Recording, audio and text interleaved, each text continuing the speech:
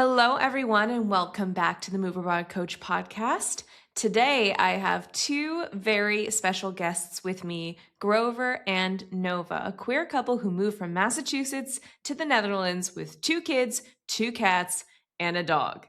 So in this episode, we're going to talk about why they moved, where in the Netherlands they moved, because it's not Amsterdam, finances, including what they're paying in rent, what they're paying for healthcare, moving without many animals, schooling for kids, and also Grover and Nova's incredible workbook. So this workbook is called the Stay or Go Workbook, and it's designed, it's a clear step-by-step workbook designed to help you decide if leaving the US is actually right for you or not. It's about getting clear on what you want, potentially getting on the same page with your partner. They basically built the workbook that they wished that they'd had when they were making all of these decisions around whether or not they wanted to move abroad. So I'm very excited to welcome our two special guests, and let's dive in. All right, I have Grover and Nova here with me. So excited to have you both on the podcast. So would you like to quickly introduce yourselves before we jump right in? Sure. Yeah. You want to go first? No, you go. Okay. No, you go. Okay. Hi, my name is Grover Wayman Brown, and I am the co-author of the Should I Stay or Should I Go workbook. And that is just one little part of, I'm a writer. I have worked in justice communications and narrative strategy for many years in the US. And recently we moved to the Netherlands and are building a creative strategy studio here that is publishing all kinds of things and building things and working with other people. And it's pretty exciting.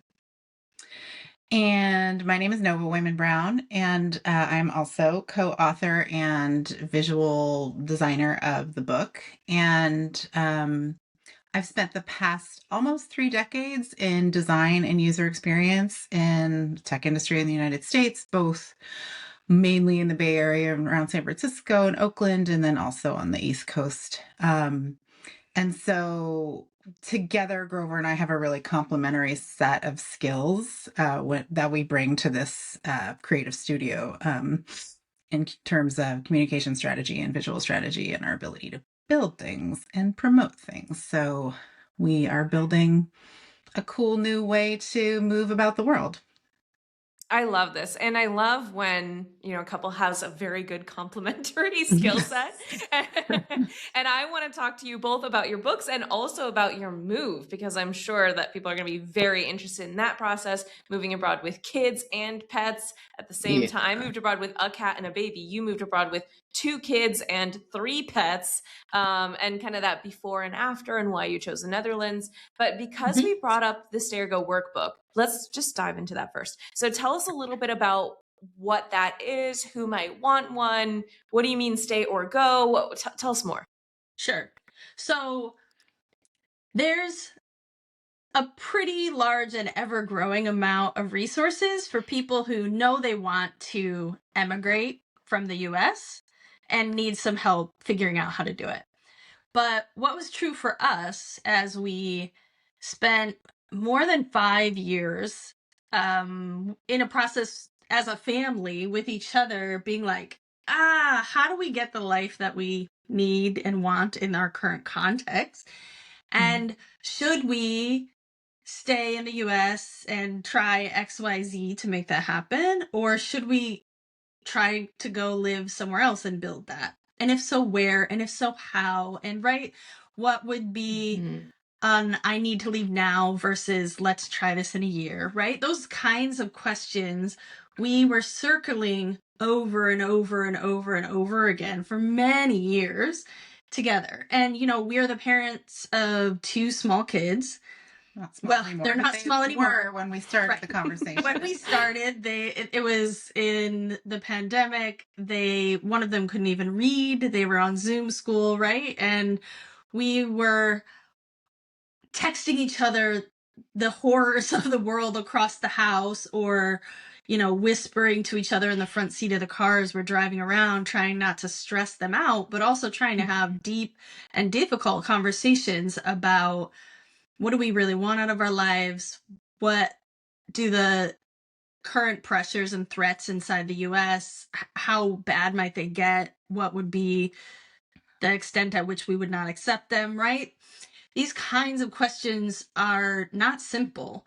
And so we eventually moved our conversation as it got deeper and deeper onto this online collaboration tool that Nova uses for work, and started putting things like, a risk benefit quadrant. Like what would be really bad if this happened, but also, what could happen, and would this be really bad, or would this just be inconvenient?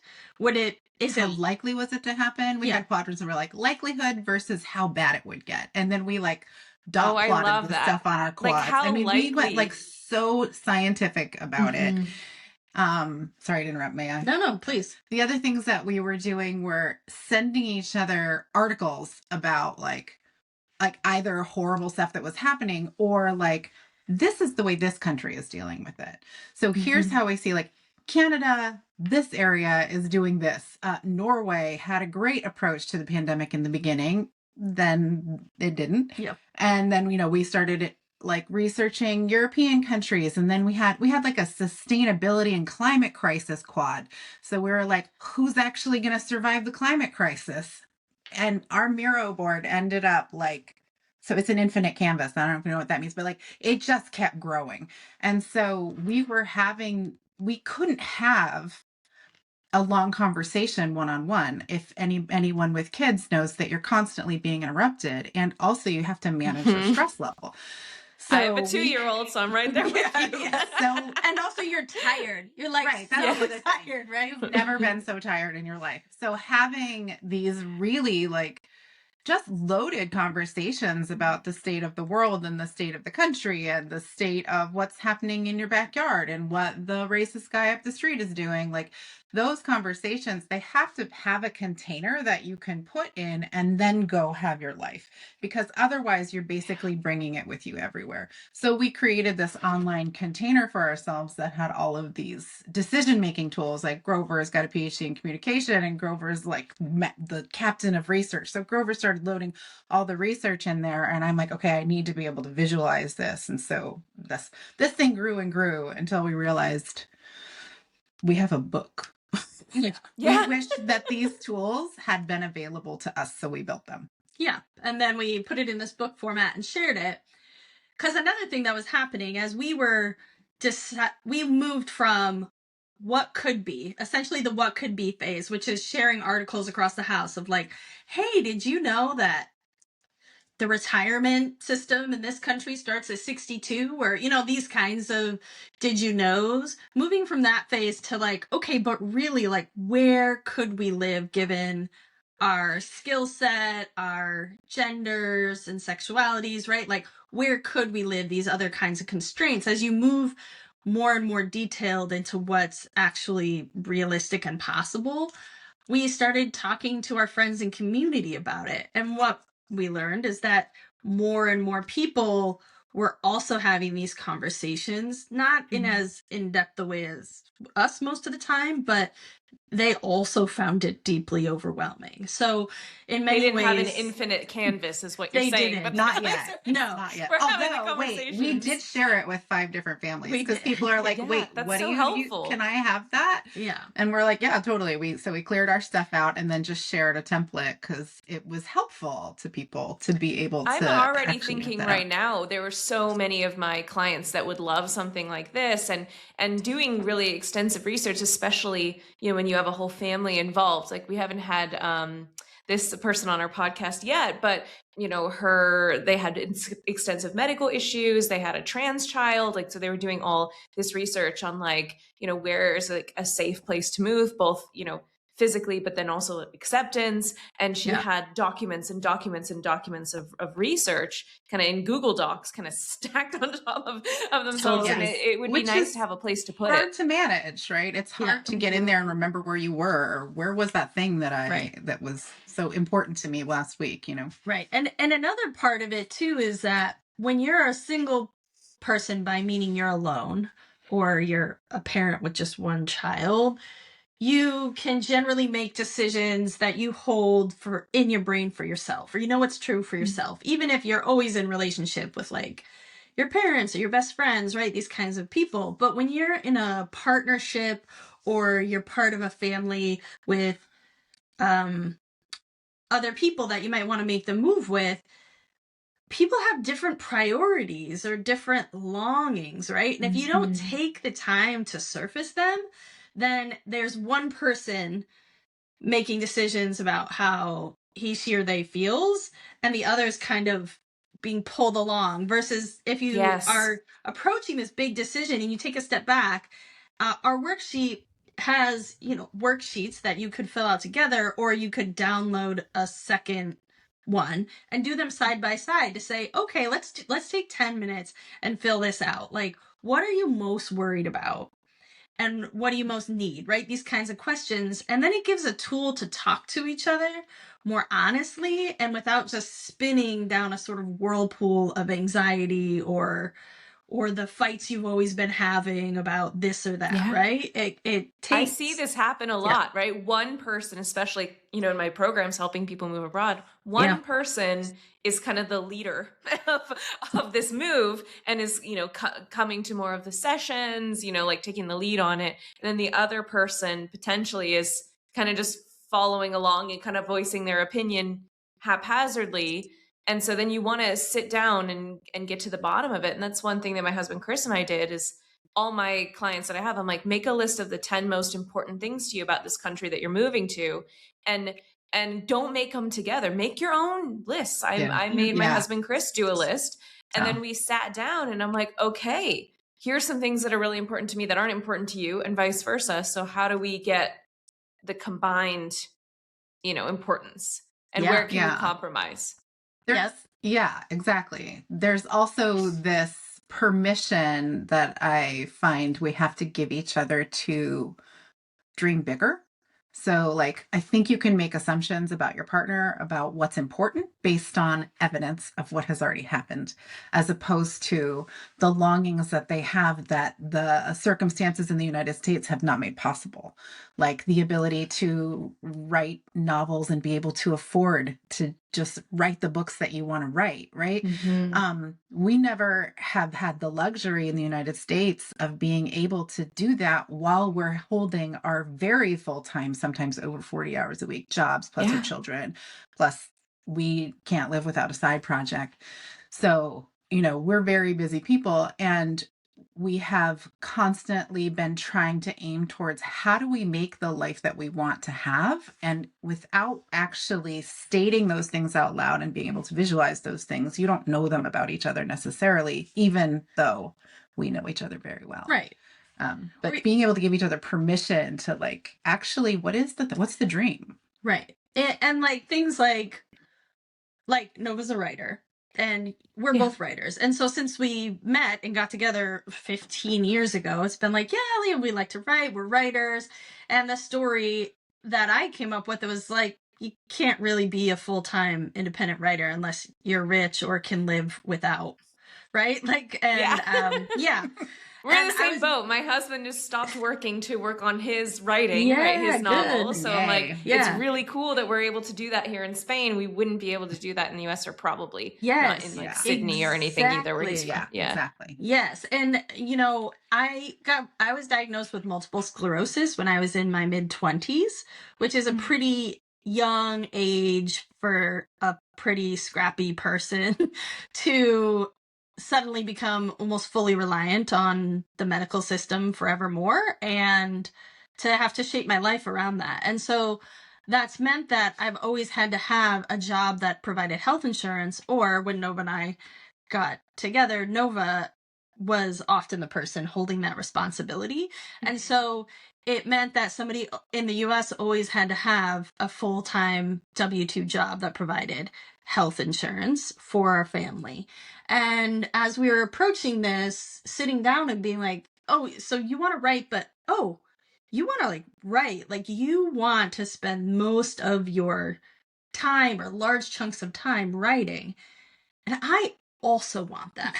And so Yeah. how are we gonna... That is not the recipe for Right. for abundance. So the ways that kind of longing shaped our decision making about which countries we would pursue and why, that was pretty prominent. And there's other things that used to be a priority that maybe aren't as much so more, or that we could get other ways, like living in nature, living outside a city, right? So that's an example from our life of how pausing, really taking time to name separately and then share together what we want from the next season of our life helped us shape our decision. And that is the kind of step-by-step process that our book guides people through, because you could very quickly just go to make a list of countries that accept your kind of person, right? Based on their visa rules.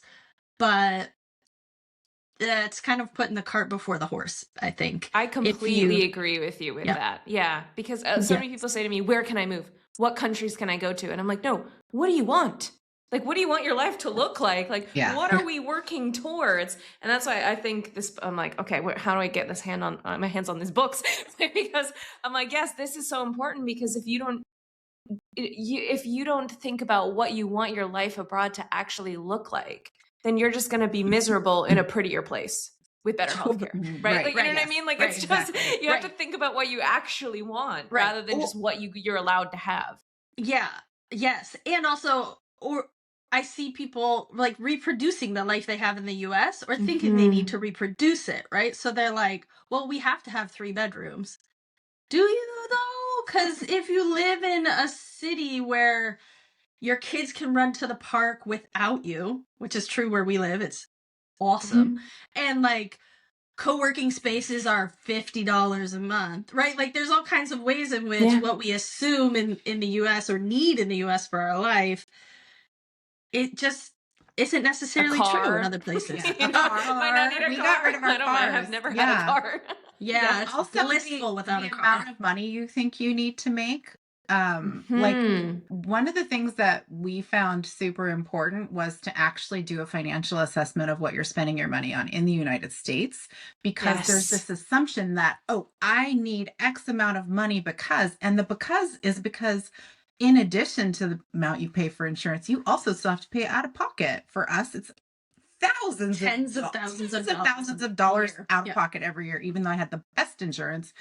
And there's all these assumptions that you make that when you look at it, like we have a worksheet in there that's like, assess your money in the United States. Now assess your money outside of the United States. Like, are you going to need this transportation? Are you going to need to have this health insurance? Like for us, the health insurance was number one. Like we needed to move to a place where we could get health insurance at an affordable rate. Yes. And so that might be a driving force for some people. So that goes on the worksheet.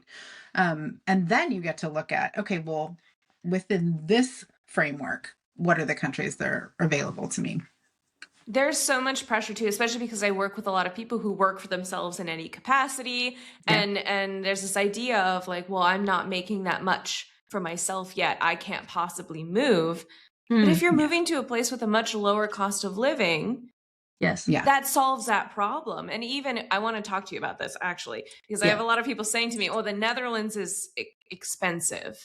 And like housing, we interviewed one of our clients who moved to Amsterdam, and she was very worried that the housing there was more expensive than what she was paying in Portland.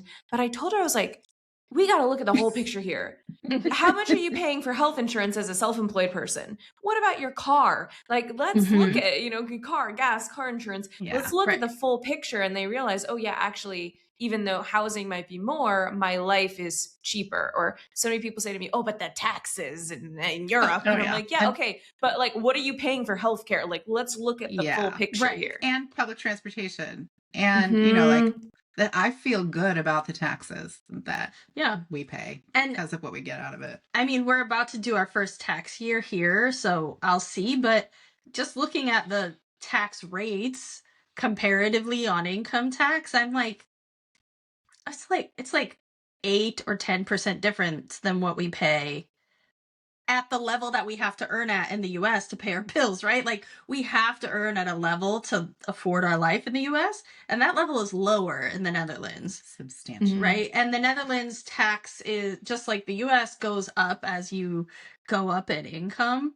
And yeah, anyway, that is to say it's both real how much money you pay in taxes, and also it's sort of one of those US based sort of gotchas, I think, that people say without actually understanding how much they pay in tax It almost here. Yes. like a tagline. Yeah. They don't understand what that means. Yeah. It's almost like I see it on my social media a lot where people say, yeah, but what I'll be talking about just life in Spain in a reel, and they'll say, yeah, but what about the taxes? You know, yeah, it's like a got you. Yeah, And I'm like, yes, exactly. Even the way okay. you wag your head. You know You're what like, I yeah. mean? Like it Right. makes it, I think people just say it to make themselves feel better. Like they don't actually Yes. have any understanding of how much you're paying. But I don't know what you're comfortable sharing with, but can we talk a little bit about the cost of living? Where are you in the Netherlands, firstly? And secondly, can we talk a little bit about cost of living? Because so many people come to me. I would say actually Netherlands is the second most popular country that people come to me about. It's like Spain and the Netherlands. I was going to say, what's the first one? Is it Spain? Yeah, it's Spain number one, Netherlands number two, mainly because of the DAFT visa, the Dutch-American Friendship Treaty. Was just when people find out about it, they're like, "This is an amazing visa." Is that what it is an amazing visa? It's an amazing visa. Yes, and it's the one we're on, and we're actually in April about to launch a new website called daftinfo.com. That's going to share a lot of stories of DAFTers and connect DAFT businesses to each other, resources. Have a business directory. But yes, we are on the DAFT visa. And do you want me to say one sentence about what that is? Or you can. Sure. And also, I'm thinking, let's make sure this podcast episode goes out in April so your website is live, and then we can put the link there. Strategy right there. So the DAFT visa is a visa by which U.S. passport holders can emigrate to the Netherlands and have to start a 2-year residency permit if you start a business in the Netherlands and invest 4,500 euros into your own business and keep it there and actually run your business like a grown-up who does business, as opposed to just holding $4,500 in your bank account and somehow bankrolling your vacation. Yeah. So that is the visa, essentially. And it's renewable. It's renewable after 2 years. You need to pass just basic immigration rules about prior convictions or things like that, but generally it's one of the most accessible low barrier to entry. And they've even, it seems, almost automatically just started approving them. They've they just don't put that much effort into the due diligence. I'm not saying that so that people can go scam it, but that it's a pretty accessible and friendly way to get it. It requires a lot of paperwork. So, I mean, you need a business idea, right? Like you have to have a business but you plan don't actually of what you're going to do. Business plan. That's a different visa. Business plan. That's the entrepreneur visa. Really? You don't need the business plan. We've had a few people on the DAFT put something together of here's how I plan to make money. They like it. They say they want it, and so I just it doesn't have to be. People get very worried about the business plan. I'm like, no. Just tell them how you plan to make money. One thing about the culture in the Netherlands is that they like a business, and they're like, yeah, give it a shot. Let's try it. Let's see what the culture around is like. Yeah, let's see how that goes. You're welcome. Yeah. To try your thing. Yeah. Yeah. And the U.S. says that they love entrepreneurship, and a lot of entrepreneurs live in the U.S., but honestly, you can't. With our current healthcare system, they make it so hard to work for yourself unless you're running a massive corporation. And they say we love small businesses, we love entrepreneurship, we have a lot of entrepreneurship vibes and side hustle culture. But you need to keep your full-time job unless you get startup capital funding and become a corporation or something like that because of health insurance. Right. Or you feel like you're running your own business, but really you're just a service of a techno-feudal business like a WAG app or something, right?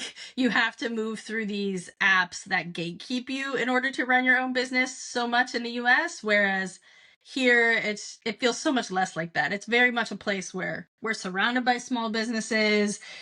we live in a pretty posh neighborhood because that's the only place, the one place we had housing that allowed dogs. And we're surrounded by small business owners, like all around. It's just like what middle class life is in the Netherlands. Yeah. And you know, the history of the Netherlands is this guild culture, right? And the emergence of capitalism. That's the last I'm going to say with that nerdy kind of whole of history, but really that's still very present in the Netherlands.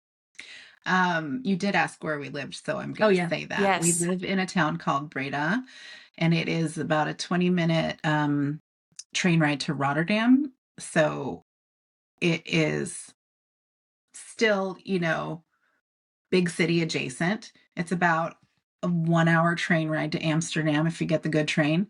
And it itself is 8th or 9th largest city in Amsterdam. Yeah. It's 9th or 10th. It's like old cobblestone European charm. It's very artsy. They have just really great infrastructure in terms of like their central library is also a people's university. There's language lessons, music lessons. It's a very lovely, adorable little place. Yeah. And it was How cheaper did you than choose Rotterdam. it? Okay. Well, yeah, because I mean, you hear a lot of story. people say Amsterdam or in and around Amsterdam, but Yeah, now let's talk about some other options. Yes. Almost embarrassingly, though, I'm not embarrassed about it. Whenever Grover and I are like, let's research this place, we watch House Hunters International obsessively and watch every single episode that happens in that country. And we watched I was on an episode of House Hunters International. You Fun were? fact. Yes, That's in Vietnam fun. a couple years ago. Wow. Oh my gosh, we're gonna go back and watch that.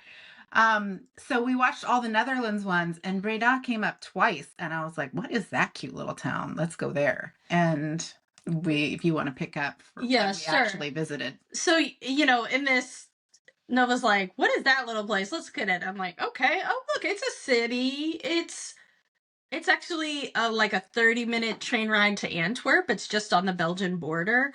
And I must have Googled, is it in the Dutch Bible Belt like 30 times, trying to make sure it wasn't. The Netherlands has a Bible Belt, just like the US, that is super conservative Protestant.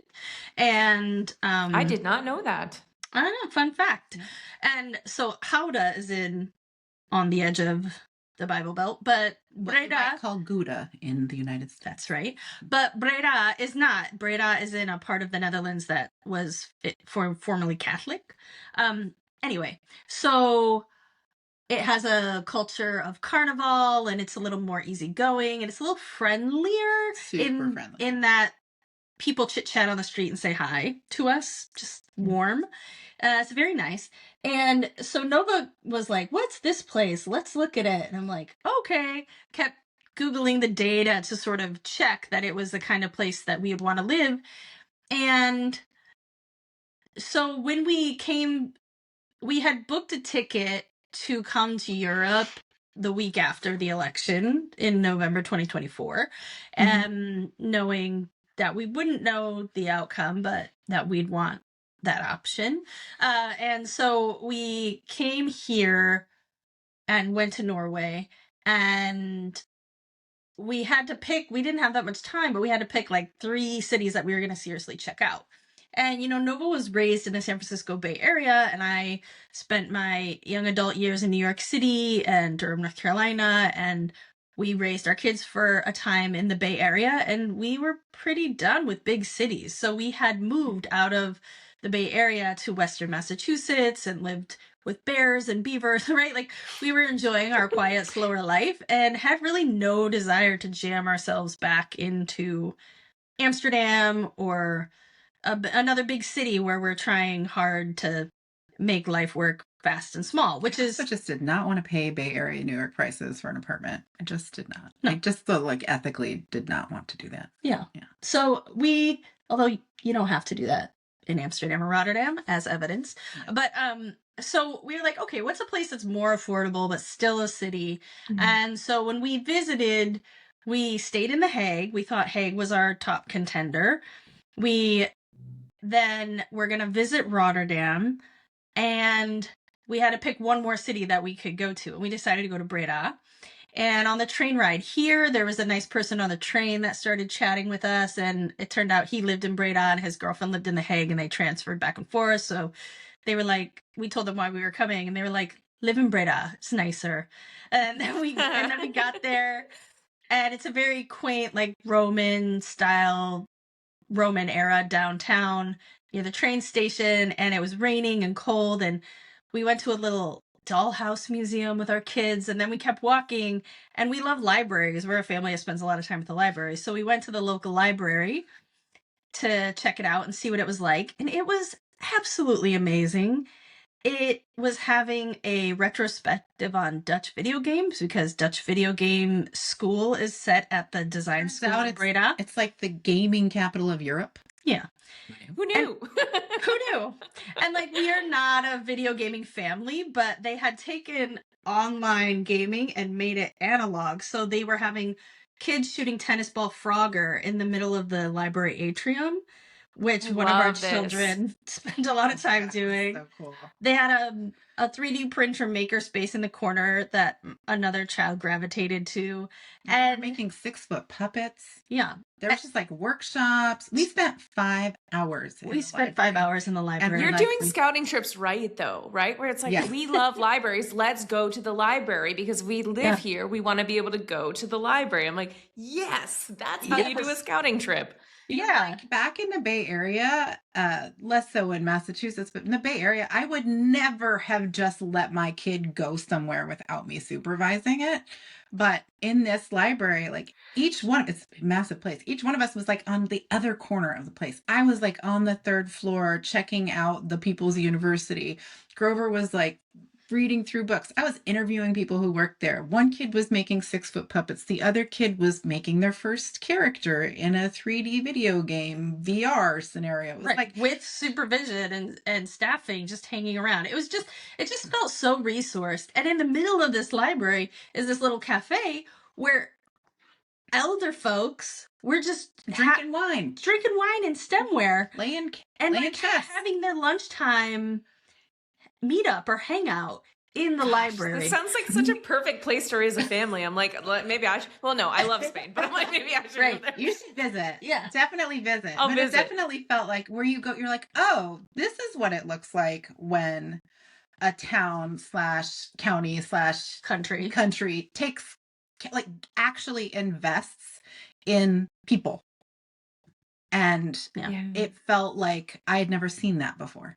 Yeah. And like, we went to libraries in Norway, which had similar Same. vibe and but this library, so Breda is more affordable than some of the other cities. It's not the most affordable city, but it's more affordable than in The Hague. And it has, here's other constraints. We had to have a place that had an international school because we had our one kid is 12, about to be 13. And in the Netherlands, at 11, actually, they start tracking young people into essentially, I'm just going to say it, their class for the rest of their life. And if you don't speak Dutch, you basically, if you weren't raised speaking Dutch, it's very difficult to pass any test that would allow you into university or maybe even college. So if we had arrived and put our kid directly into the Dutch system, it just was making decisions for her that she couldn't make to go vocational only track. Both of our kids actually want vocational careers. She wants to be a baker. It might have been fine, but it felt like a giant choice to make. Not consensually making that choice for her. Yeah. And then our younger kid just said, like the condition of us moving as far as she was concerned was, please put me in a school that speaks English. Yeah, which isn't always This is possible. where I'm like, this is where we can, when slightly older kids, we can bring them into the conversation a little bit and say, what's important to you? Okay, I want to go to a school where I can speak English. Okay, cool. Let's make sure that we can do that without breaking the bank. Can we talk a little bit about pricing here? Sure. International schools, are they breaking the bank? Because in some international schools are crazy expensive. I'm so excited to talk to you about this. Let's talk about it. Okay, so in the Netherlands, there are two different, I'll start by saying this. In the Netherlands, it's expected that all children go to school. Homeschooling, not welcome. Not a thing. And it's also expected that if you're going to raise your kids in the Netherlands, you're going to send them to a Dutch public school. Like, if we were like 100%, if we renounced our U.S. citizenship, we would be expected to send our children to We would Dutch in public fact be schools. required to take them out of the international Yeah. school. But because we're Interesting. yeah, there's Really? rules. Yeah. I like the Netherlands. There's rules. It's clear.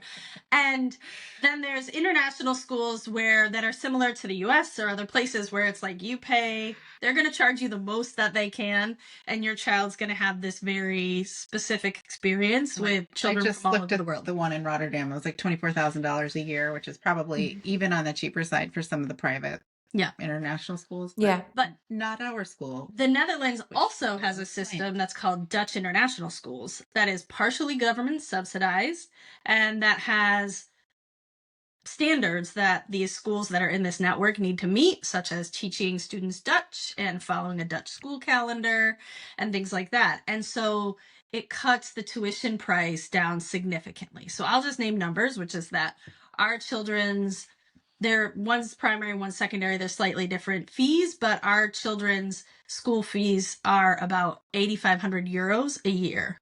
Okay. Per kid, which is not nothing, but we couldn't really afford to send even one child to a private school in the US. And we made more than the average bear in the US. And here, even though we aren't totally sure, what our financial future is with our business, we feel pretty confident that we can find a way to make that work for our kids for the next couple of years. So the affordability of a Dutch public school was one of our constraints. So as we were looking, it was like, okay, Breda's cute, but does it have a Dutch international school? Yes, it has one. The Hague has one, Delft has one, Rotterdam has multiple, right? Like, so you can just look at that map for us. That was like, well, we're not going to live in a city that doesn't have that. So, such a great way to narrow it down too, where it's like if the 'cause it world's can your be oyster, really where are we narrowing it overwhelming. down by? Yeah. Right. And like Eindhoven has one. So using that as a constraint to think bigger and say, okay, so if we aren't needing to be in Amsterdam, then what of these places with these schools is possible? What are those cities like? What's the culture? What's the cost of living? And so that drove us to Breda, and then our 5-hour library hangout really sealed the deal. So honestly, I would move there after that 5-hour library hangout. That's great. So cute. And we're in the library all the time. Yeah, like our Dutch lessons. So they have a program that teaches immigrants Dutch, which is super affordable. Like it's like 100 euros a month, 100 euros a month, 130 euros a month or something for 6 hours a week of Dutch lessons. And then you're in class with people from all over the world, and that just happens Monday, Wednesday, Friday in the library. It's full of like 100+ immigrants who are having coffee together. I love that. Yeah, it's really pretty amazing. It's just not an experience that I feel like I could have had in the United States. I mean, obviously, because but just in general, the number and kinds of people that we're being exposed to and that our children being exposed to is really enriching. And yeah. I mean, there are communities in the United States where our kids' first elementary school, that was we had like that was true languages. But cool. Yeah, and also the experience of being an immigrant with other immigrants. That's just profoundly different than living in a multicultural community in the US where I was still the sort of center of the conversation. Now I am not. Yeah. Well, just on the pricing front as well, I'm sure people are wondering about rent's usually the one that comes up. They look at rents in Amsterdam and they're like, oh my God. So I don't know if you're comfortable sharing what you pay or what you're seeing and like what somebody could get for like a 2-bedroom place or, something like that. Make sure we add the pet thing. Yeah, sure. So, okay. So there's a really, really big difference because there is more people that want houses than are available. And just a culture here, it seems that historically it's changing, but that landlords set the rules. It was really difficult to find listings that welcome pets. As a matter of fact, I'm not sure we found a single listing that welcomed pets, but we worked with a person who placed us in a house, and the benefit there was that she had connections before things were listed. And she knew networks, right? So if we didn't have pets, the rents in Breda, we could probably get a 3-bedroom apartment for under 1,500 euros. or Nice. 1,500 to 2,000, depends on the neighborhood. If we didn't have pets, but also if we weren't American immigrants. So what they really want is someone to have a job with a Dutch company, or next better after that is a EU company. Okay. And because we are coming on the DAFT visa, this is a real challenge. Unless you're, if I had come on the DAFT visa and she was looking for work with a Dutch company, we could have gone with some temporary housing and then gotten a permanent rental contract on our own. But that wasn't the case. We were really... They need to see a contract. Yeah, we were doing something a little difficult. So we worked with Marga Williamson, is basically the only person that's based in Breda. She has a business that helps internationals find apartments, where she's a Dutch woman. I saw her in the grocery store last night. Hi, Marga. And she knows a lot of the housing providers, and she also, because she's worked with so many people, knows so many of the immigrants who have housing. So if they're like, oh, I'm moving out, she'll be like, oh, good to know, I have people who might want your apartment. And then she will talk to their landlords. Yeah. So we paid her 1 month's rent addition to help us find and place the house, and she did so very quickly. We were very worried because we have a giant dog who was a puppy and 2 cats, if I'm being honest, who are badly behaved, and they're disgusting. Yeah. So we couldn't say in all good faith, oh, our cats are no problem. Like, no, they are a problem. They live in little cat apartments in our house or outside. So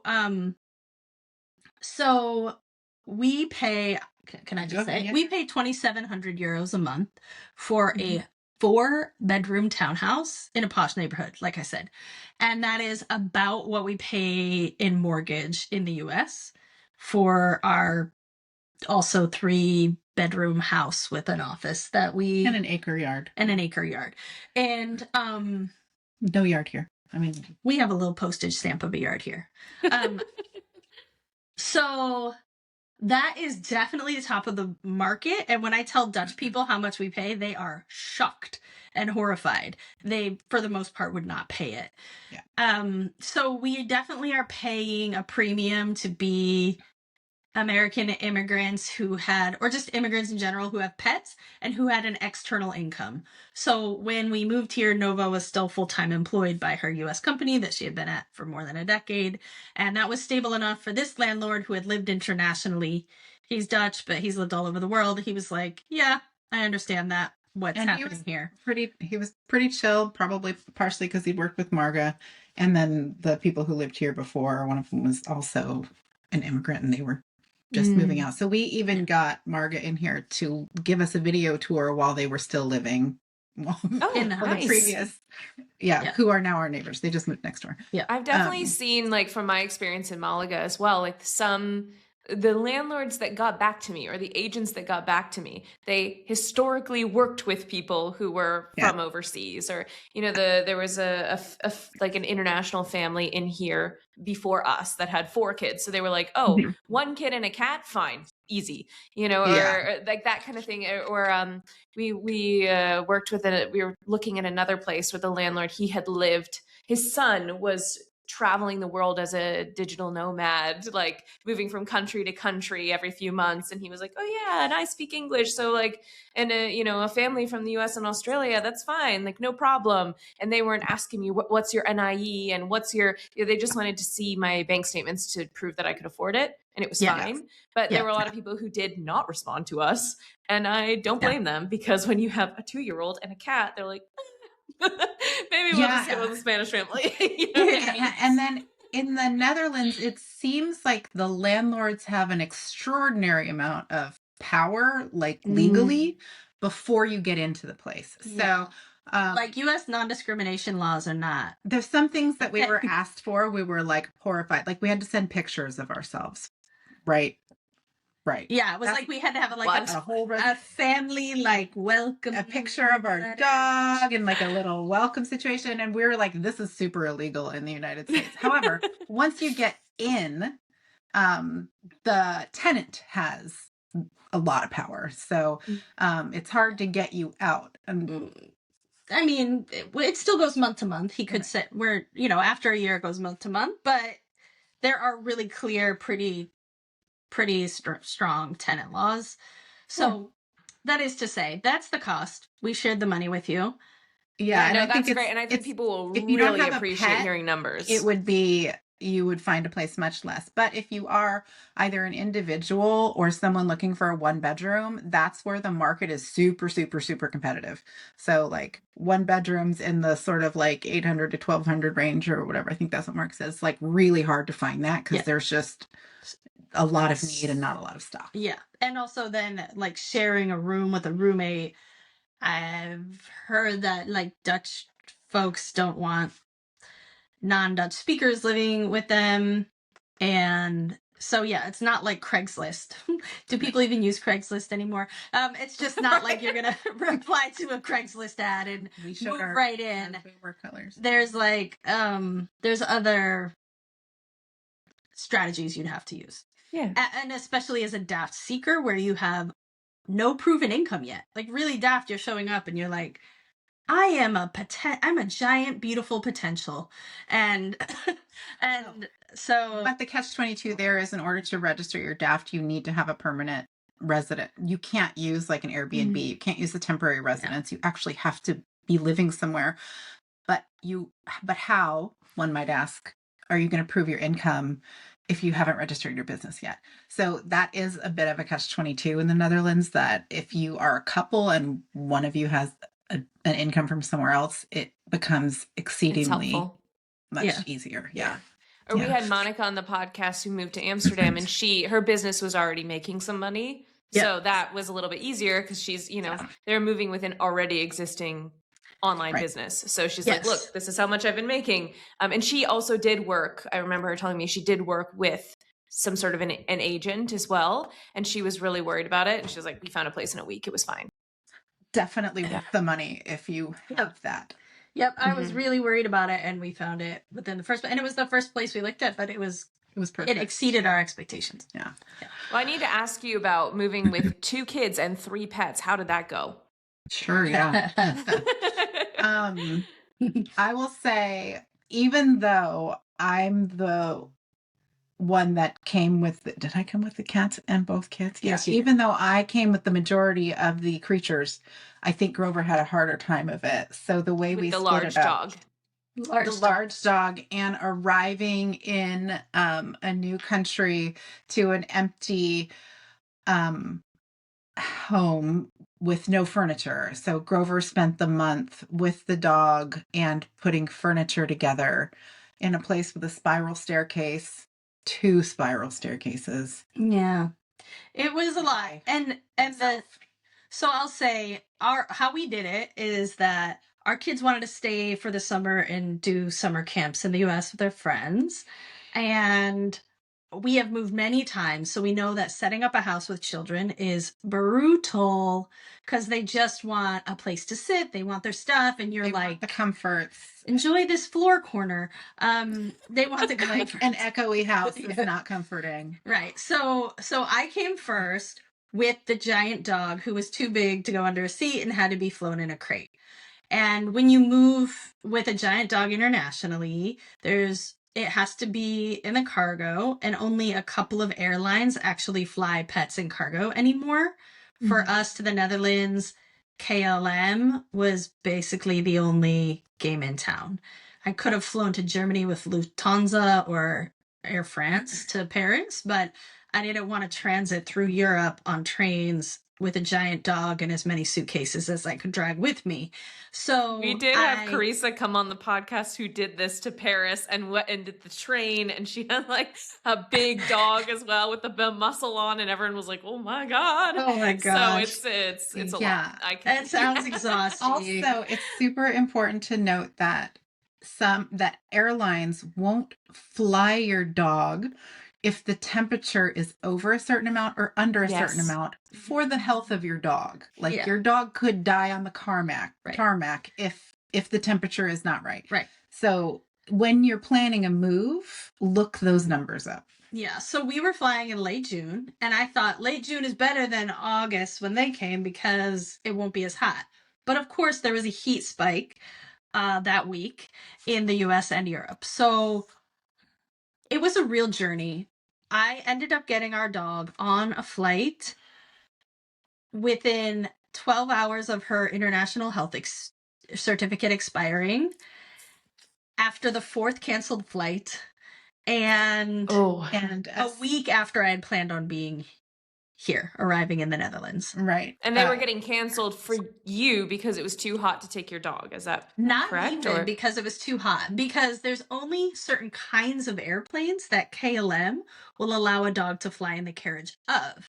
And while I had researched this and found that airplane type and booked only a flight with that airplane type, they changed the airplane 24 hours before my flight took off and then emailed me to say, we canceled your flight and rebooked it for some days from now. And then when I went to go get that flight, they said, oh, actually, we're canceling that flight for everyone. And then when I went to call and spent hours calling some lovely worker somewhere across the globe to try to rebook that flight, I kept saying, it has to be this kind of airplane because they couldn't rebook online. And they said, oh, it is. It is. Yeah, it is. I'm like, really? Because is it though? is it though? It wasn't. It wasn't. And we switched, like, we were supposed to fly out of Boston. We switched to JFK to get a flight in time. We go to JFK. We're like, okay, this is happening. I'm moving. I'm leaving my life. I'm moving away from my kids and my wife for a month, right? Like, it's a big deal. Get to JFK, go to check in. No, you can't fly on this flight. It's not the right kind of airplane. Like, are you kidding me? So we wheeled our dog around JFK for 12 hours and got Grover on like a 10 p.m. or like an 11 o'clock at We night. had already drugged the dog, like right. Oh my gosh. And like our health certificate expired the next day, so I had to arrive in the Netherlands the next day, or we have to set it back like 3 weeks because you have to take it back to the vet. They have to resubmit it to the FDA. They have to. The FDA has to put a wet signature on it, and then they FedEx it overnight back to you. And this was when Doge was first coming in and like canceling everything. You know, like we're like, is the FDA even going to assist next week? It was the USDA, not the FDA. Sorry, yeah. It's the ag department. It's whichever It's one has USDA certificate. Okay, yeah. I think that's what it is. you. Yeah. So, I did not have to do it because I was coming from Tbilisi, Georgia when I brought my cat. So we had a whole different thing, but yes. Some different certificates. Right. So it's like the timeline of like, okay, we need this certificate and it's valid for this many days. It was such a tight squeeze. It was really difficult. And so stressful. And then Trump was arriving for a NATO summit the day my plane landed, which was just quite rude of him to just follow me around and be that obsessed with me that I'm trying to leave him and he's showing up at my airport. Following you to the Netherlands. And so there was no cabs available to pre-book. So I was having conversations and working with Bethany of GTFO Tours based in the Netherlands.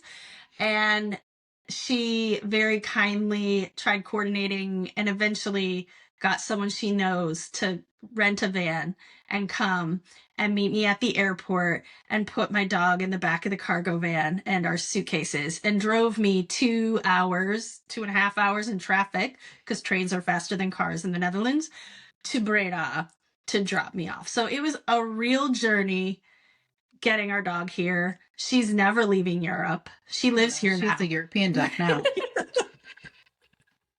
And you with the two kids and the two cats, that was much easier. Surprisingly, yes, because each kid got a cat as a carry-on. Mm-hmm.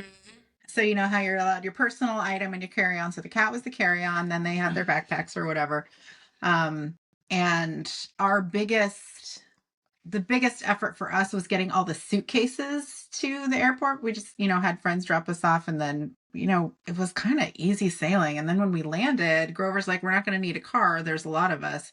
And we just took the train back to Breda with Me, 2 kids, 2 cats, and like 400 suitcases, but it was fine. Probably helps that they're a little bit older too, because we had Yeah, Absolutely. yeah. when they're old enough to carry their own. I can't wait till Ava's old enough to Oh have God, her it's own amazing. suitcase. It's Because right now amazing. it's like we've got her suitcase, her and her stroller, and I'm like, you have like, you're such a hassle to like push around. Like one person's got 2 suitcases, another person's got a suitcase and a stroller. I've got the cat over my shoulder. It's oh my God. Oh yeah, and I've done that one Totally. by myself with the baby. It's true. That one sucks. Yeah, we've moved across the country a couple times in the U.S. and the last time we did, Nova had the cats and the kids because I always go and like paint and like set up, and she was like, "I'm never doing that again." I was like, "Okay, you're never gonna do it again." And then The here we worst are. part actually is getting through TSA with the cats, because they want you to take the cats out of the carrier. Yeah. And then like they swab them down. They were like checking their paws for dust or whatever. So I'm holding 2 cats who are pissed, and the kids are already through TSA. Like I can't see them. So it's like, Oh so that part gosh. is super stressful to me because I don't trust TSA. And so I'm holding the cats like, and they're pissed off at me, and I have to like walk through the thing. And then I have to go back. I think somebody forgot something too. I had to go back through security. Anyway, Oh it's my all gosh. fine. We made it, but Yeah. it's just We did really have stressful. Evan from our team moved with his 2 cats, and he asked, because it was him and the 2 cats, and one is very skittish. Like we cat sat for her, and I couldn't find her for multiple days. She was inside our couch. I didn't realize that was possible. Yeah, she was inside the couch. But anyway, he asked if they could go to a separate room for security, and they said yes. Meanwhile, for me, they made me take my cat's harness and leash off. To go through security. And I'm like, what if she lets loose? And we were in like Boston. We were in Boston, right? Yeah. Like, what if my cat gets loose? What do I do? Because they don't come when they're called. The cats. Yeah. I mean, that part was the moving the pets was really challenging. I often wish I had less pets, but also that's for me, the dog part was the hardest, and it was that week of constant. It was hot. It was a really hard week, and I also had said goodbye to everyone, and then suddenly I'm like running into them in the grocery aisles. You know, like when you say goodbye and you go to walk opposite directions, and you realize you're going the same direction. Yeah, totally. So like, there's that, and I just wanted to be in the Netherlands, so I was in the U.S. like rescheduling our first furniture delivery from the store we ordered from, right? Like, we had to. Oh yeah, you had to. And trying to do it cross-lingually, and trying, like, it was hard. And then our dog got here, and she was not okay from that undercarriage trip, and from being in a 1-acre yard in the US to suddenly in a city. It was a really hard transition. When I first got here, I had to walk her basically all the time, or she would just chew up our house. So I walked 8 miles a day, every day. Wow. In the summer, while putting together furniture when she was sleeping. And I couldn't have done it much longer. We'll just say that. Because she also was waking me up at 4:45 in the morning when the sun rose. Because here in the north, in this more Nordic latitude, the sun rose really early. So the dog would wake me up at 4:45. I wouldn't go to sleep till 10 or 11.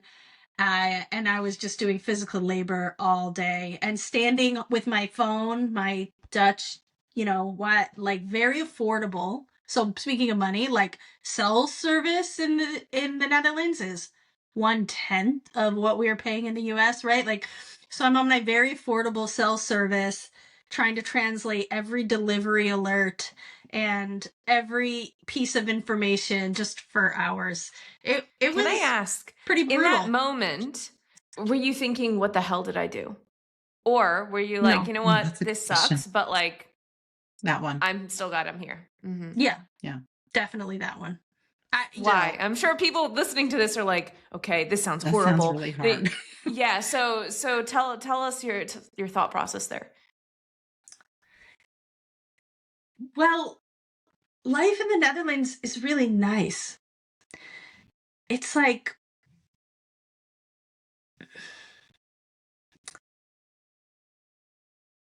the the change in my life and my psyche of turning down the volume of vigilance has been so good. And even in that moment, in the like empty kitchen, in the empty house, hot, stressed out dog, no family, right? Translating, it felt like, okay, this is hard. I don't know this language yet, but I will know it someday. Whatever is, I need delivered is going to be delivered eventually, or not. Some things weren't, because they have this system here where they deliver with neighbors and then tell you to work it out. But like Don't know your neighbor? You will soon. it's like the problem of like a hot house and a language I don't understand and a delivery that didn't come was nothing compared to what I was dealing with day in, day out in the US. Yeah. It's just to put your child on a bus and worry that they might be shot that day.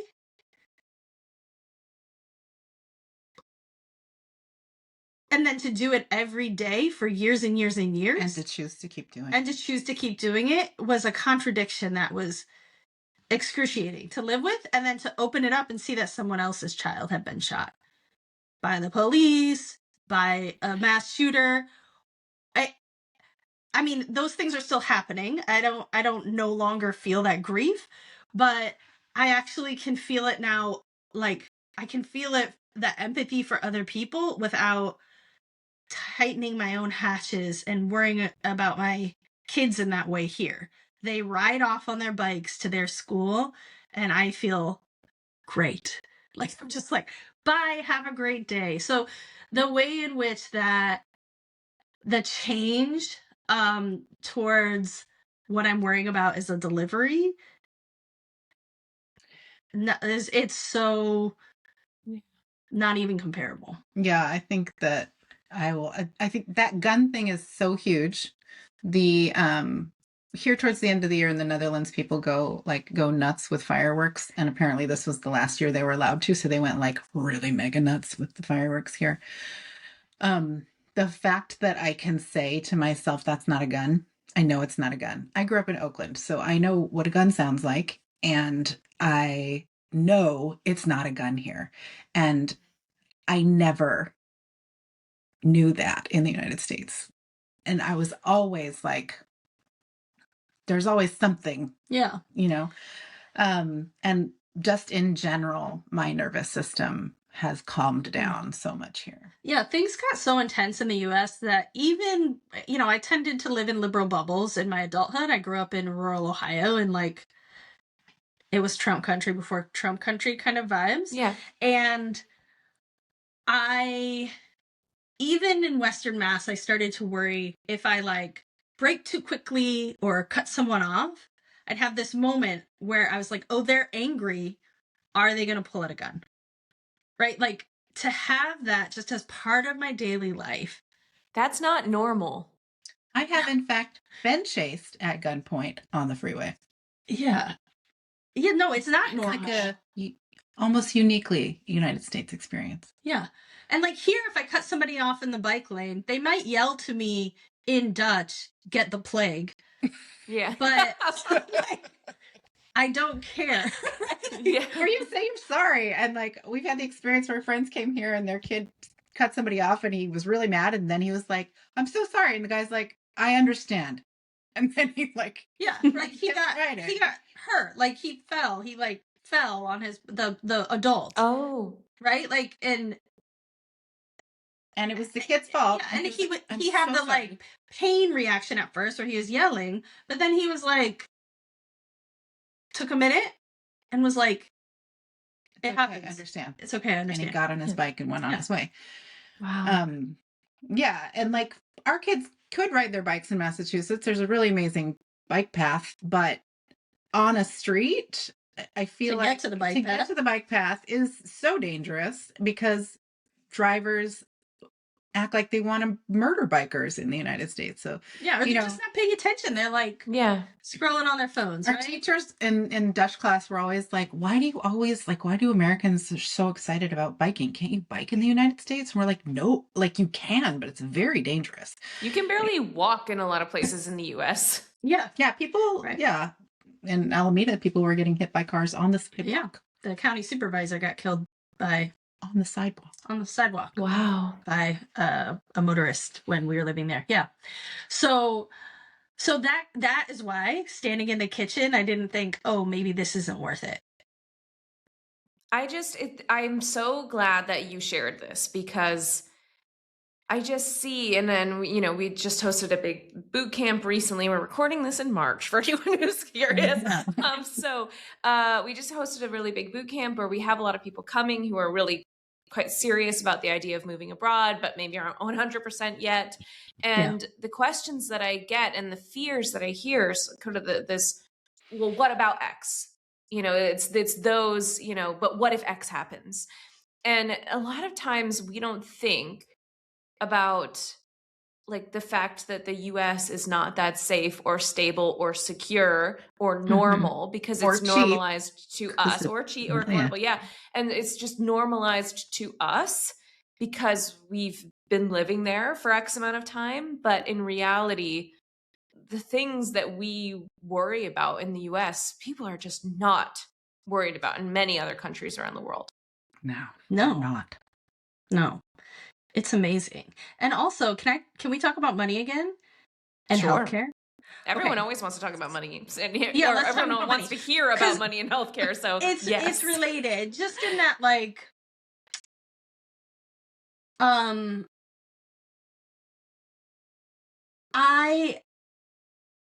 have these complicated medical conditions, and I pay about 200 euros a month for my health insurance, and kids are free, so our kids are covered under it.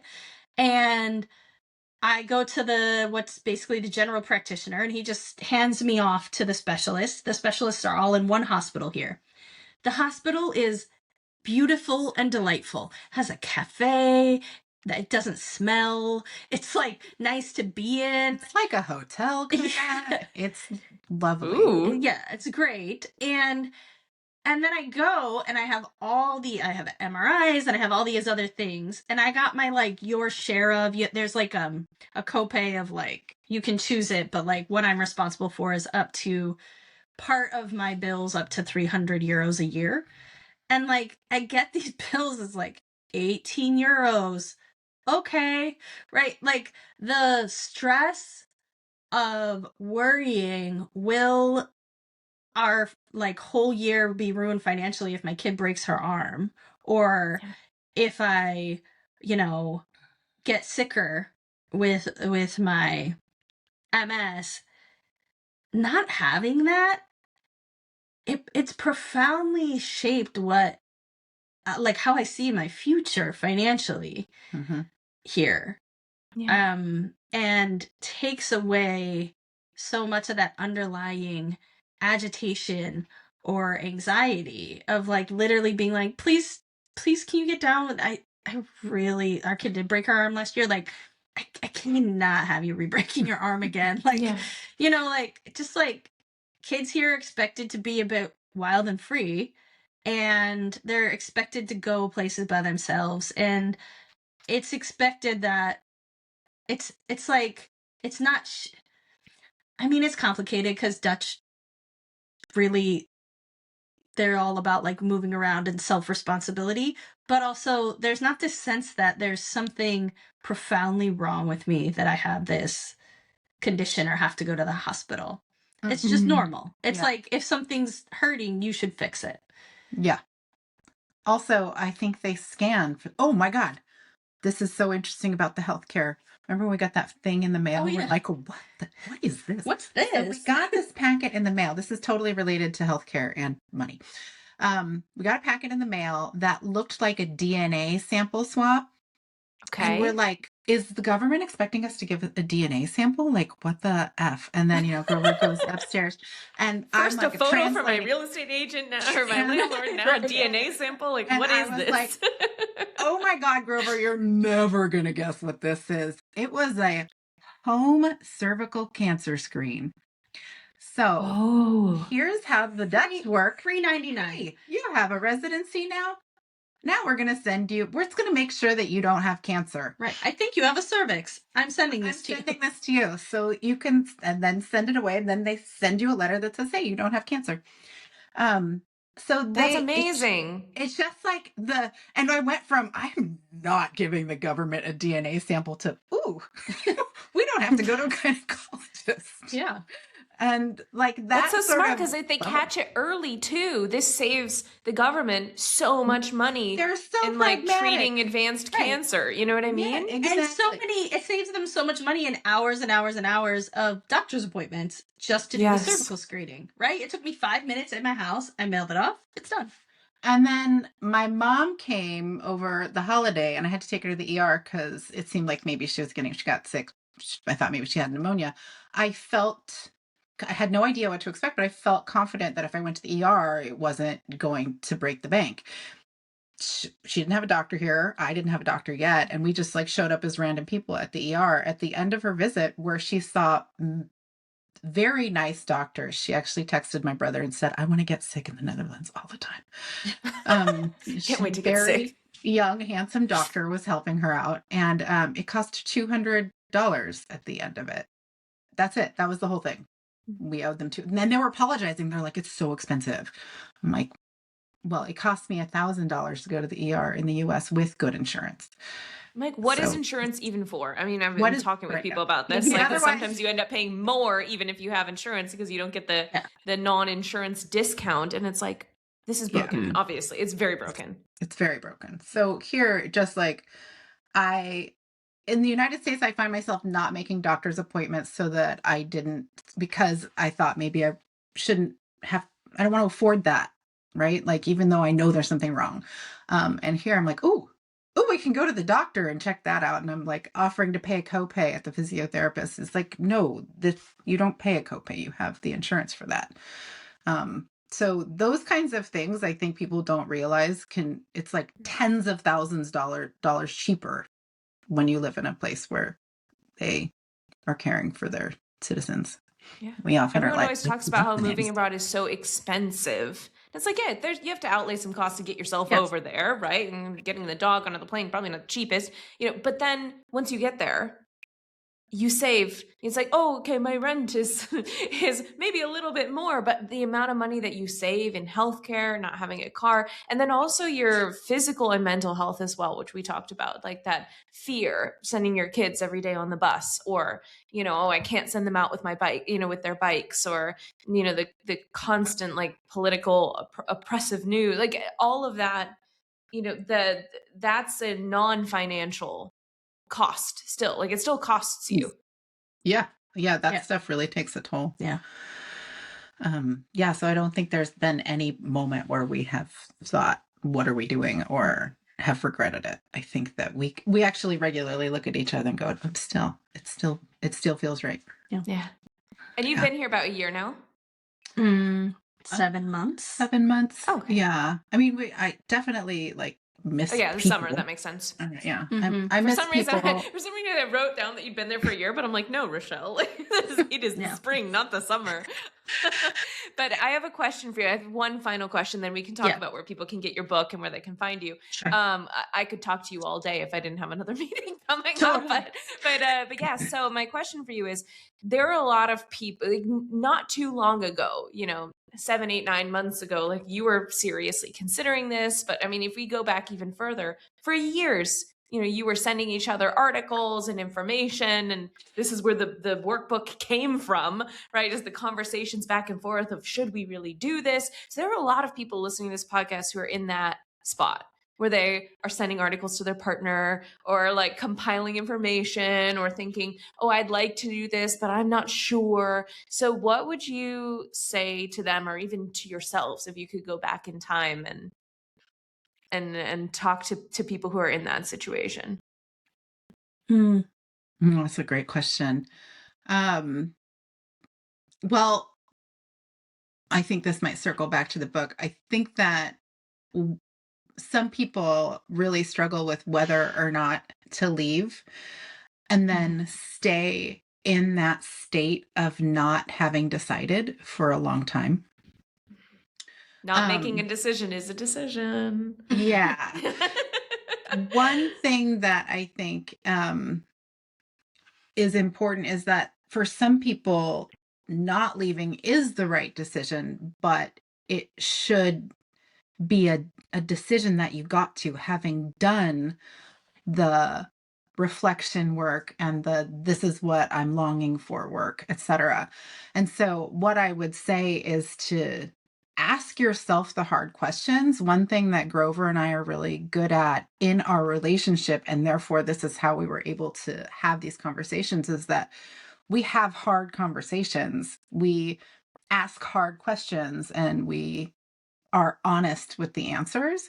And I think that that's the most important thing, is to be really honest with yourself about what you want. For us, the doing of it is not as is actually, we're good at doing things. Sometimes we should spend more time not doing things. Sometimes we really just do things. We're just like, we are doers. Yeah. So I think for some people, doing the thing is the hard part. Like they'll come to the decision, but they won't execute on it. Like some people have a bit of a failure to launch there. That's not a problem that we have.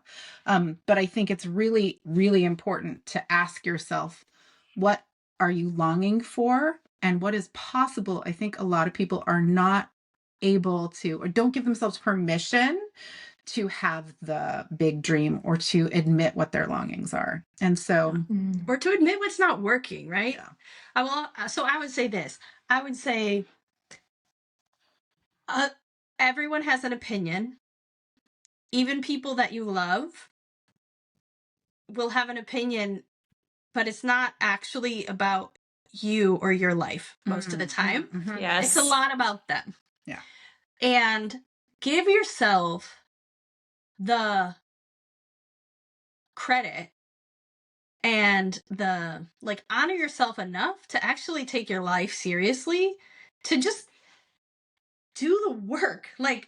If you're the cycling through, this is bad, I should leave, or I don't like this, I want to leave, and then being like, oh, this person I like got elected, or I had a really nice potluck, that is not to say that you should leave anyway, but actually just do yourself the honor of doing the deep work of knowing what is possible, where you could go if you need to go, because we're living in wild times, and also what you actually want, because it might be that you don't decide to move abroad, but you're like, actually, I hate driving, or I miss people. People are so lonely. Maybe you don't move abroad. Maybe you move in with your best friend. But give yourself the honor of taking a real look at your life and what you want and doing the work.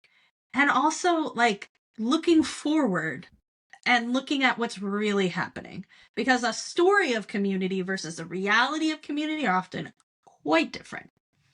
Yeah. Also, if you have decided that what you are going to do is go, do it. There's ways. People, I think, get stuck on, but I don't have enough money, or but I don't have the right job. There's always a way. So stop telling yourself that story of there's not a way. It costs money, but you know what? You could crowdfund for it. Right. And the thing you trained in might not be possible in that country, but who said you have to die with the job you started with? That doesn't make sense.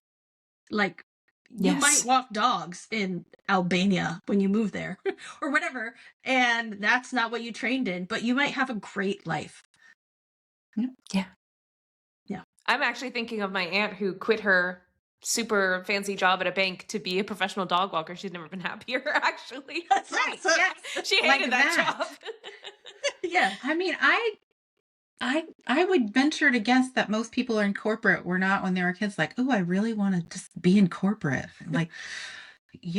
there's other things to do out there. There's a lot of also, there's a lot of people who are licensed, who are like licensed psychologists or licensed speech therapists or whatever, who are worried that that license won't transfer. But I am here to tell you that there's a market for people who, for example, speech therapy, people who have English speaking kids that need support, that will pay for that support.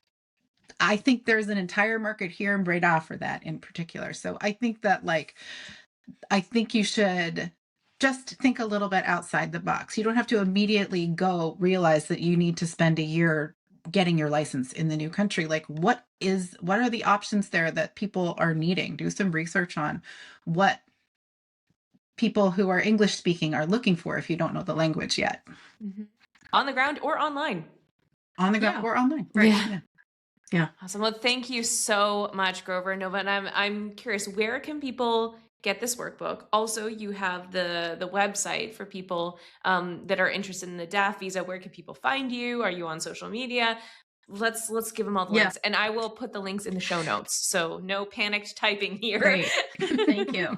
So you can get a PDF or a physical paperback version of the Should I Stay or Should I Go workbook at stayorgoworkbook.com. And you can request it from your bookstore if you want, but we'd prefer you got it on the website. And also you can visit the DAFT info site, daftinfo.com, starting April 1st. And I will share a link with you for a risk benefits analysis toolkit that people can download. That's just a small part of the workbook. To what we were talking about at the beginning of the show.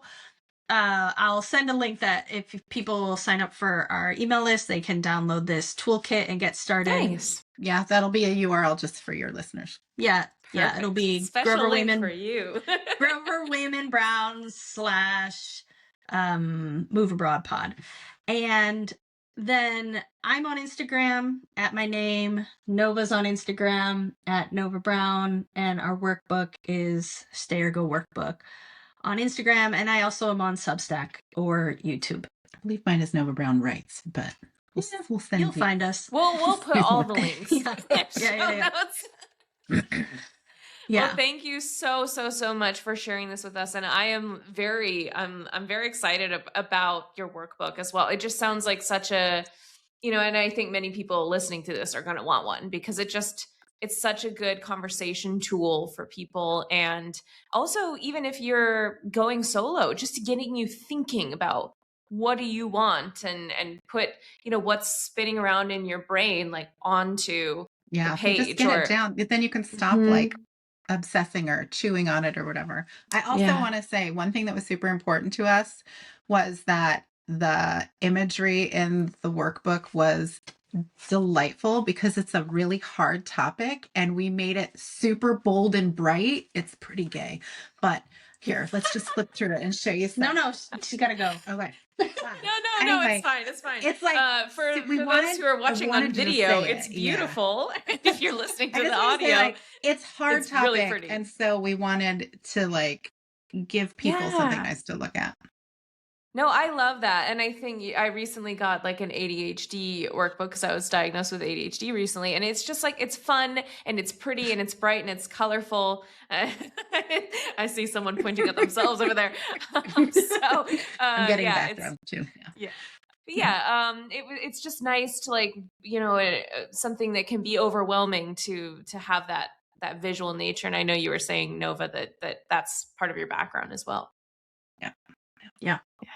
Well, thank you for talking so much. With us. It's really nice to talk to you. Long-time listener, first-time participant. Thanks for what you do. Thank you for what you do. I'm so glad to have you both here and to shed light on another less explored city in the Netherlands and your experience, because I think people are really going to get a lot out out of this episode. We shared so much, and thank you so much for coming on and sharing your story with all of us. Awesome. Thank you. Yeah. Thank you so much. Bye. Bye. All right, that was an incredible episode. Honestly, I could have talked to them both all day. And we will be meeting up when they come visit Malaga at the end of April. We've decided after we got off the recording. But yes, honestly, I love when I do these interviews to kind of think about what my biggest takeaway is from the episode, because I'm sure you all have your takeaways. But I'm going to tell you what stood out to me. So, firstly, the workbook is amazing. I mean, for those of you who are listening to the audio, it's beautiful. Go check the link. Go check them out. I'm like, I wonder if we could do something special with them. So I'm going to be in talks with them about these workbooks because they're incredible and very aligned with everything that we teach here at Move Abroad Coach, actually. But on top of that, I really loved the conversation that we had towards the end of the interview where Grover is explaining, how stressful it was to get there. No furniture, a puppy that needs to be walked like 8 miles a day. Like, oh my gosh, it's nothing compared to my cat Morty is nothing compared to this, right? But describing this like kind of awful experience of settling in. And that's the moment where many people go, oh my God, what did I do? The hassle with the flights, and then you get there and the housing and all of it, and the puppy. And when I asked, did you regret it? Or were you like, no, it was still the right decision? I didn't even get I'm not sure how well you can hear it on the recording, but I didn't even get the question out of my mouth fully before they were like, no, I don't regret it at all. No, even in that moment, I didn't regret it. And it's because of everything they spoke about here, right? Where a lot of times we hear a situation like that and we think, oh my gosh, I don't know if I'm cut out to move abroad. I don't want that to be me. That sounds awful. That sounds stressful. And it's like, yeah, it was kind of awful and stressful, but choose your heart. You know what I mean? Like the US can also be kind of awful and stressful too. So it's like, okay, the actual process of moving, stressful. The process of settling into another country, yeah, that can be a bit stressful. But why are we doing it? You know what I mean? And creating a wonderful life, a wonderful, fulfilling life for your family. Yeah, okay. Put me through a couple weeks of stress. Sure. You know what I mean? Yeah. Me getting from Tbilisi to Spain, that was stressful. I still haven't fully, I'm just going to be straight up honest with you guys. I still haven't even fully unpacked every single box that we have shipped from Tbilisi because the boxes arrived about 2.5 weeks before we left for 3 months. And then I went straight into a boot camp when we got back to Spain. There are about 4 boxes that I haven't unpacked. Okay. I'm still glad we moved to Spain. Trying to figure out the Spanish schooling system for my daughter right now is a bit stressful. I'm still glad we're here.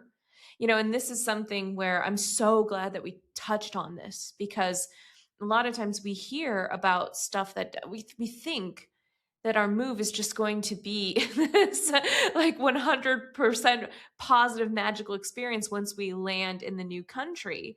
And we forget about the fact that no, like even, yeah, getting over there is hard, but even getting settled in can be hard. But why are we doing this? We think about the negatives, the what ifs, what if this horrible thing happens, or what if I move abroad and I hate it? What if I don't like it?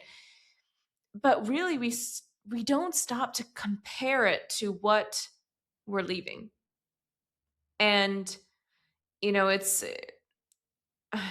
how do I say this? Right? When we really think about it, a lot of what goes on in the US is not normal.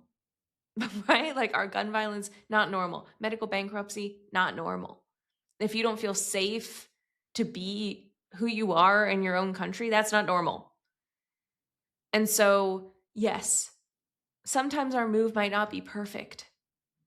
Sometimes it might be stressful or hard, or we might be sitting there on the floor with no furniture going, what the hell? This is horrible. But in reality, you're building a life for yourself that's aligned to you. And in that moment, in that stressful moment, not once did they ever think, oh yeah, I shouldn't have done this. And so this is why I love bringing on people onto the podcast who've done this recently. I moved recently as well, but I've been living abroad for 13 years. So obviously my experience is a little bit different at this point. And so I like to bring on different people who've been through this experience recently to share, because I need you all to hear this, right? I need you to hear what they have to say. It's the same reason why I bring panelists into my boot camps and bring on past clients who've moved successfully. I need you to hear this, that what you want is not crazy or irrational or unrealistic. This is a very real option for you. So again, thank you to Grover and Nova for coming on the podcast. Thank you for sharing your story with us, this wonderful workbook, and be sure to check out the workbook, grab a link for yourself, grab the gift that they've given us as well. Check out their Instagram because, especially if you want to move to the Netherlands as well, it's always good to follow people on social media who are doing the thing that you want to do or who remind you of yourself as well. So thanks again for joining me, and I'll see you all next week. Bye. Thanks so much for joining me for this episode of the Move Abroad Coach podcast. Don't forget to hit follow so you never miss an episode. And if you're ready to take the next step towards your life of freedom overseas, head to moveabroadcourse.com to join the Move Abroad Master Plan, a self-paced course that walks you through creating your own personalized plan so you can move abroad with clarity and confidence. I'm Rochelle Gamblin, and I'll see you next week. Bye.